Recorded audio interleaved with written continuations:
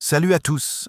Aujourd'hui, après la vidéo de présentation et le petit review de la Ascarva 4 de chez Acmer, je me suis enfin lancé dans les tests. Pour être honnête, je débute totalement en CNC. J'ai beaucoup regardé des vidéos, des tutos, un peu de tout. Et là, c'est le grand plongeon. Alors oui, vous allez voir des erreurs, choix du support, réglages, petites maladresses. Bref, la totale du débutant. Mais franchement, le résultat final n'est pas si mal. Il y a encore du boulot pour peaufiner, mais ça avance.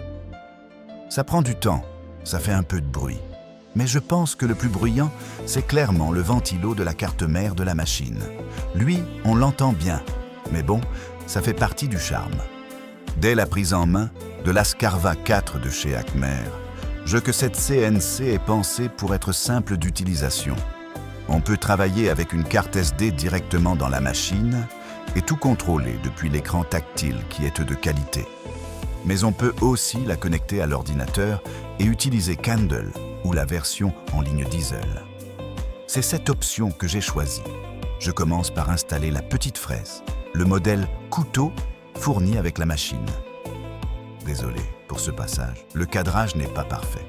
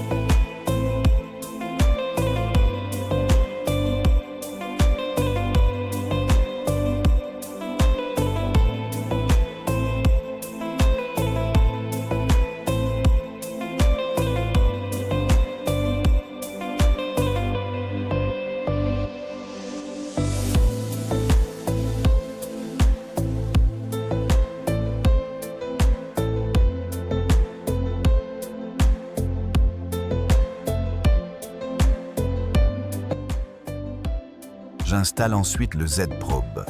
C'est lui qui va définir la hauteur exacte de la fraise.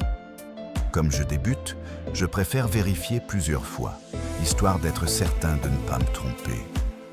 Je place ensuite la pièce en bakélite rose, elle aussi fournie avec l'Ascarva 4. Je fais un dernier contrôle du Z et je me prépare à lancer la machine. Ma main reste sur le bouton d'urgence. La prudence du débutant.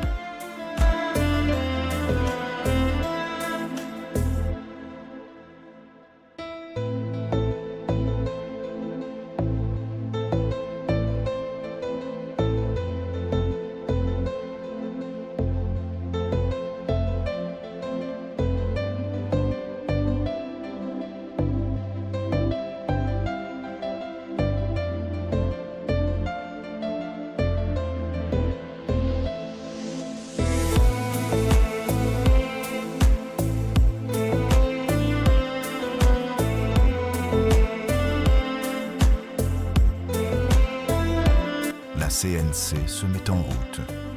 Et là, je remarque un décalage d'environ 20 mm vers la droite. C'est totalement de ma faute. J'avais mal positionné le point 0. Je laisse quand même le travail se faire. On est là pour apprendre. Le fraisage est lent, très lent. 7 heures au total. Mais au final, ce premier test me rassure. La machine est stable, fiable et malgré mes erreurs, elle fait exactement ce qu'on lui demande.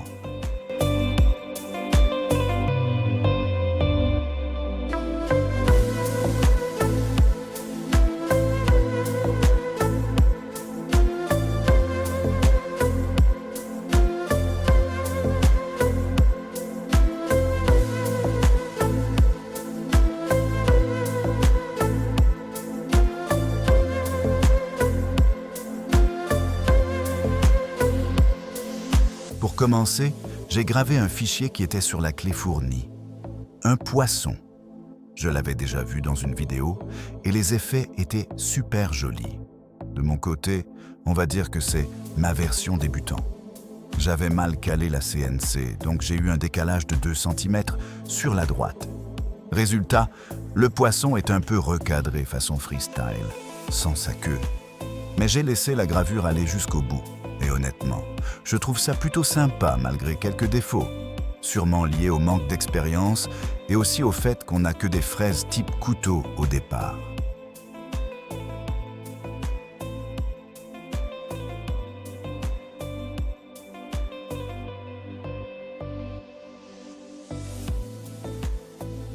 Pour ce deuxième test, Jai utilisait le logiciel Easel, facile de prise en main. Test avec un MDF de 10 mm. J'ai mis mon logo, ajusté quelques paramètres. Le résultat est très moyen, mais je pense que le MDF n'aide pas. Il est un peu mou et mon logo est assez détaillé. J'ai aussi changé de fraise pour une fraise droite que j'avais achetée il y a quelque temps. J'ai pu aller jusqu'au bout, mais au moment de découper le cadre, blocage. Et là, hop, la fraise part un peu au milieu. Donc, j'ai préféré arrêter avant le carnage. Je vous montre.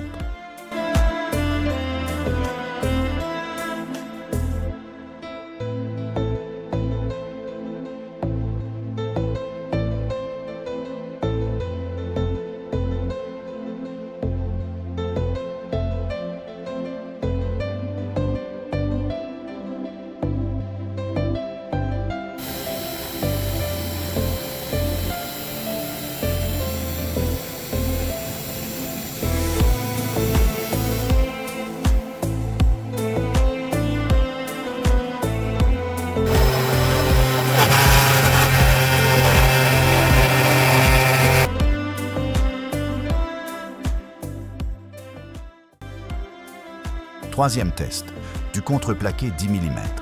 Et là, j'ai fait un petit panneau pour l'atelier, avec le logo Instagram et YouTube. Le rendu est vraiment pas mal.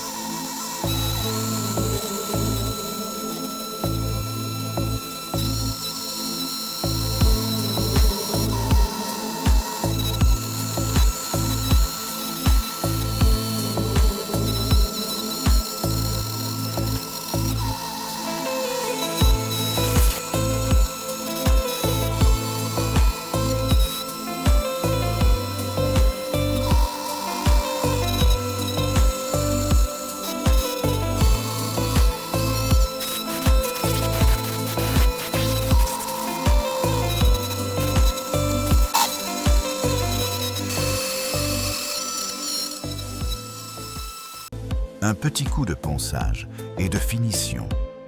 Je vais mettre les lettres peintes en blanc, puis je pense ajouter une petite résine pour faire un panneau pour l'accrocher dans l'atelier.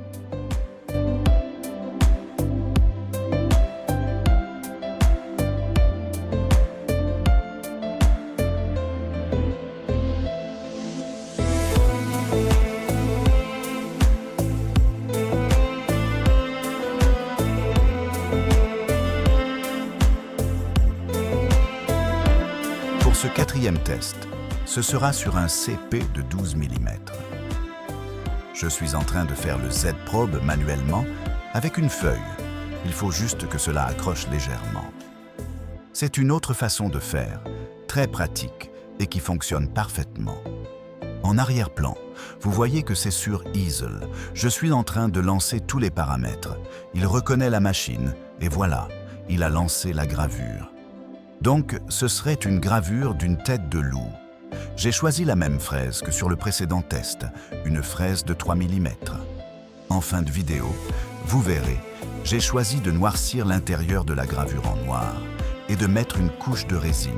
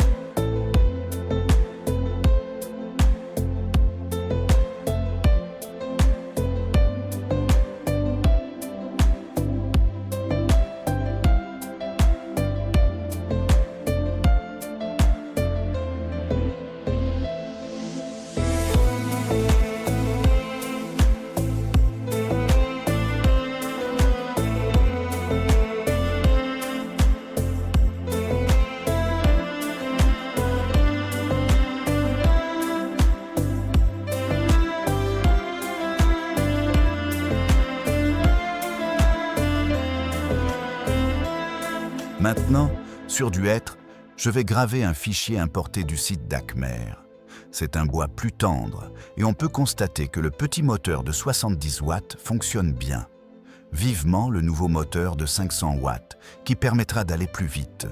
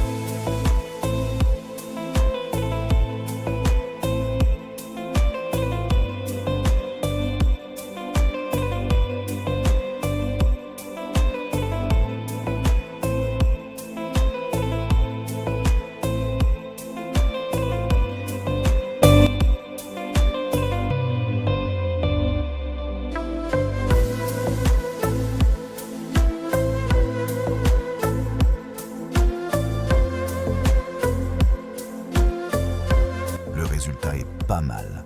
On a du mal à voir le dragon. Mais concernant la Scarva S4, elle a fait le job. Je vais continuer mon apprentissage de la CNC, mais je confirme que la Scarva S4 est une très bonne machine pour débuter et elle est en plus de qualité. Pour suivre les prochaines aventures de l'atelier, pensez à vous abonner, à liker et laisser un pouce en l'air. Cela fait toujours plaisir. Merci.